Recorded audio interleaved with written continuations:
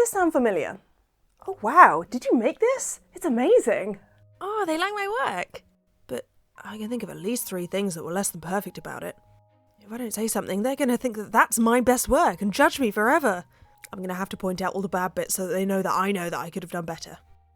Oh, thanks. Yeah, I'm really annoyed actually because there's this bit here, this star, that's supposed to have a straight bit down there, but that's gone a bit curved. And then on the top stitching, this is supposed to be a nice circle, but it's kind of gone straight here, which looks really stupid. And then all of this writing where I've embroidered it, I didn't have an embroidery hoop, so the fabric's really puckered and it just looks really amateurish, to be honest. Oh, I wouldn't have noticed. I don't know about you guys, but my parents always taught me to be modest and not boast about things. But somewhere along the line in my brain, being modest turned into completely discrediting every compliment anyone's ever given me on something I've made, even when I'm really proud of it. And that just doesn't feel right. I think the problem with having this kind of mindset is that sooner or later, trying to be modest and not be arrogant about the things you've done turns into you actively tearing down the stuff you've done. And that turns into picking apart absolutely every single thing that could possibly have been better and focusing on it. And that turns into perfectionism. My name's Sadie Belsey and I am a perfectionist. And I once thought this was a really good thing because it drove me to do really good work and make everything as good as it could possibly be. And now I actually think it's kind of a bad thing. So today I want to have a little bit of a chat about my views on perfectionism. These are by no means the definitive opinions. This is just what I think based on my experience growing up as an intensely perfectionist child. And in the meantime, I thought I would do a little bit of crafting. I'm making some shark socks for my housemate whose birthday was a month ago. I'm a little late. She's probably not going to watch this video. But it's a win-win for me, because if she watches this video, I get an extra view, and if she doesn't, she's not going to know what I made her for her birthday. But as you can see, they don't really look like socks at the moment, so I've got to sew them up and do all of that stuff. So I'm going to do that while chatting about perfectionism. Grab a craft project, DIY project, anything that you've been wanting to do. Grab a drink, and yeah. Let's chat. So essentially my history with perfectionism, if you want to call it that, kind of started in school when I was always told to do my best. And my little, very logical brain took that literally. And the problem is, I'm a very driven person and my best takes a lot of energy, but it also produces good results. So I ended up working my darndest on literally every single thing that I did in school, and it worked out pretty well. I got really good grades. I ended up with a first in a maths degree. And the thing is, I absolutely don't blame my parents for telling me to do my best and all of this kind of thing, because that's just what you say to kids, isn't it? You're not going to tell a kid to half-ass it. I kind of took things too far, I guess. I don't know. I'm not really blaming myself for it either. This is just how my brain has worked. This is just where we are now. And I'm just going to explore that. So I've also found where I do a lot of crafting, I've done a lot of knit and crochet through my time, and obviously more recently I've been doing sewing and historical costuming, that is an area that's rife with perfectionists as well, especially in the historical scene. I don't know if you're aware, but a couple of weeks ago in the costuming community, I specifically saw it on Instagram, but I think it might have started in a Facebook group. There was a big discussion about gatekeeping, because essentially some nasty comments were made on a nice pair of trousers. They were made out of a non-historically accurate fabric. It was something like polycotton, and polyester was made of plastic, and plastic wasn't around in like the... Is it snowing? Either it's snowing or somebody's throwing polystyrene from my roof.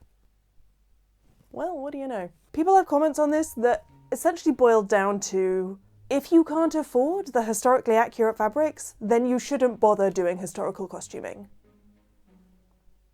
Like, what? I mean, I thought this was ridiculous, and so did lots of other people, including lots of big names in the historical costuming community.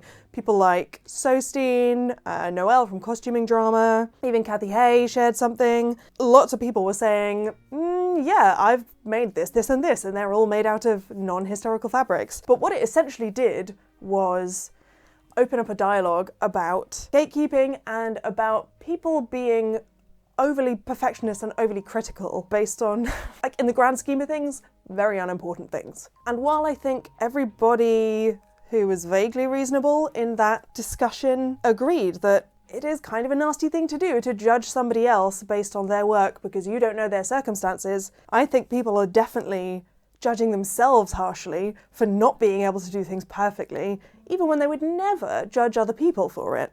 So some of the areas that one might be a perfectionist in their craft about, and I'm going to focus specifically on sewing because that's kind of the focus of this channel, but it applies to other crafts and other arts and things like that. In costuming, you might start to worry about the kind of fabrics you're using. That was the focus of this whole debacle that I was just talking about. Whether you've got historically accurate fabrics, whether you've got the perfect colour, the perfect drape, the kind of weave that was around in the time. You know, there's so much to focus on in terms of fabrics. You might start to worry about the kind of stitches you're doing, because obviously in a lot of historical contexts, sewing machines were not a thing, and so everything would have been made by hand. And if you like making stuff by hand, great. If you like making stuff quickly and want to use your sewing machine, this is where we start to have these internal debates. Now, on a more damaging note, I think people who make clothes especially can start to get perfectionisty with the context of their bodies. Measurements are a very important thing when you're making fitted garments or any garment at all.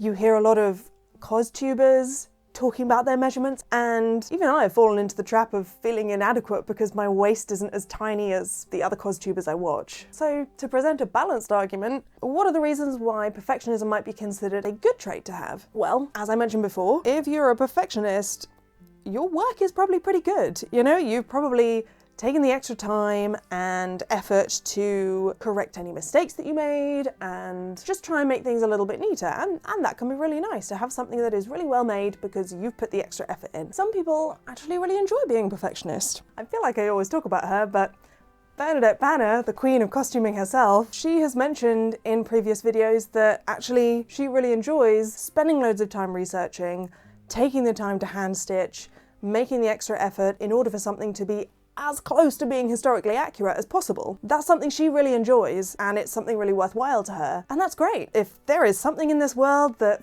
fills you up with joy and makes your heart sing, fantastic. As long as it's not like murdering people, then, you know, go for it. But if you start to tend towards perfectionist ways because you think that the thing you're making, and by extension you yourself, are worthless if they're not 100% perfect, then I think it becomes a bit of a problem for mental health. In the past, when I have had to come to terms with the fact that I was being too perfectionist about something, I've started to feel like I was a slave to the project I was doing. It didn't feel fun anymore. It was something I felt like was a chore. And in the end, I wasn't satisfied because as soon as you set your bar at perfection, you're never going to reach that. Nothing is perfect. Nothing in nature is perfect. Nothing humans can do is perfect.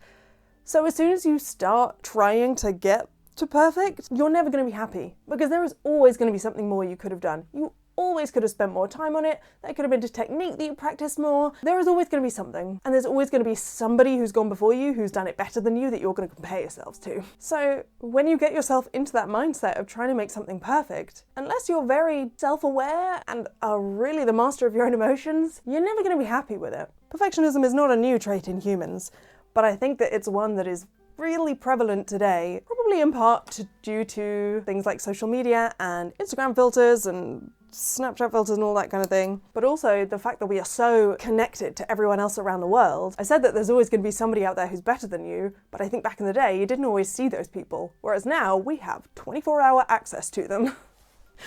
I've been talking for like 15 minutes and I've only done that. Oh my god, see, I'm judging myself by my performance even when I'm trying to film a video and sew at the same time. For me, the pressure that I put myself under and the stress it causes me, actually I don't think it is always worth the amazing results. Like, I'm very glad I got a first in my degree, but I definitely could have been happier throughout the last 4 years and still gotten a decent grade. And grades really aren't the be-all and end-all of life anyway. There is far more to a person than just what a piece of paper tells them they can do. The formal education system doesn't work for everyone, but that is a completely different topic. So if you agree that perfectionism can foster bad mental health practices. What can we do to combat these? Is there a solution? So I've kind of got two approaches to this that I've developed over the years. One is to figure out the opportunity cost of what you are doing. So for those of you who didn't do economics A-level, I will give you a quick lowdown on what an opportunity cost is. It's really simple. It's essentially a way of putting a value on something that you could have done. So for example, if you were about to spend 3 hours working on that same question that you've been doing on your coursework for the last 5 hours, for the sake of maybe getting an extra 2 marks, if you consider the value that you're going to gain by getting those extra 2 marks versus the value that you could gain by spending the next 3 hours watching Netflix, taking a relaxing bath, chatting to some friends, going out for drinks, pandemic permitting, you kind of weigh up the happiness that you will gain from doing any of those nice things against the happiness that you will gain from getting those extra 2 marks. And if one outweighs the other, you kind of get an idea of maybe what you should be doing. Now, this is not me telling you to not do your homework, or not do the cleaning, or not deal with the mold problem in your bedroom. I'm not telling you to just never do all of the gross stuff so that you can do nice stuff and be happier. I'm saying you gotta evaluate the amount of time and effort you're putting into things compared to what you're going to get out of it. So let's put it in the context of costuming. Those of you who watched my 18th century stays video will know that I put a lot of my soul into the binding on the bottom of those stays. It took me a long time,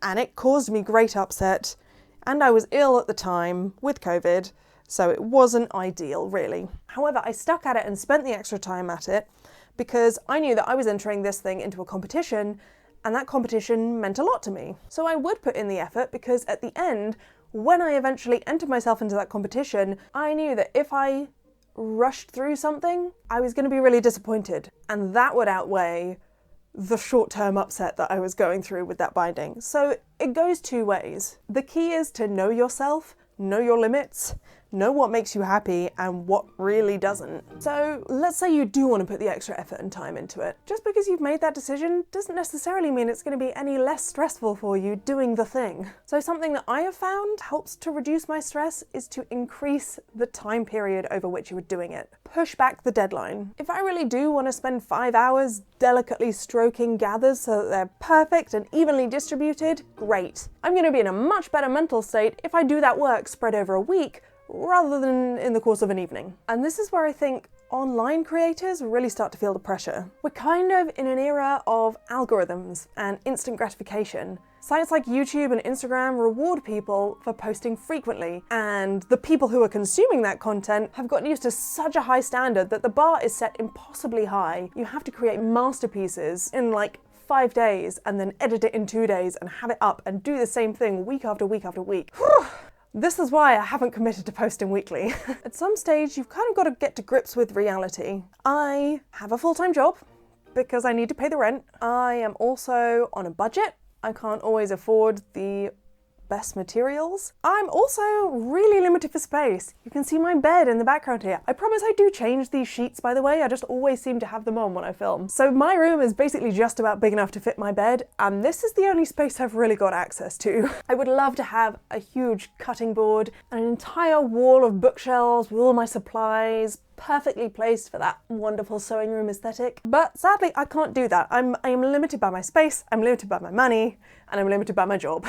And the thing is, I don't think that's a terrible thing, because I think there are a lot of people with those limitations, and I think there are a lot of people who are kind of intimidated by the incredible standard that's set by these wonderful costubers who have spent years doing this and have built up all of these resources and perfect setups. I don't think it's a terrible thing to have somebody like me making do with what I've got and encouraging you to do the same, you know? I saw a post a couple of days ago about how artists are now called creators and art is now called content, and how that's really sad. And if you said to somebody, you have to create a piece of incredible art every week, I think you could forgive that person for saying, jog on.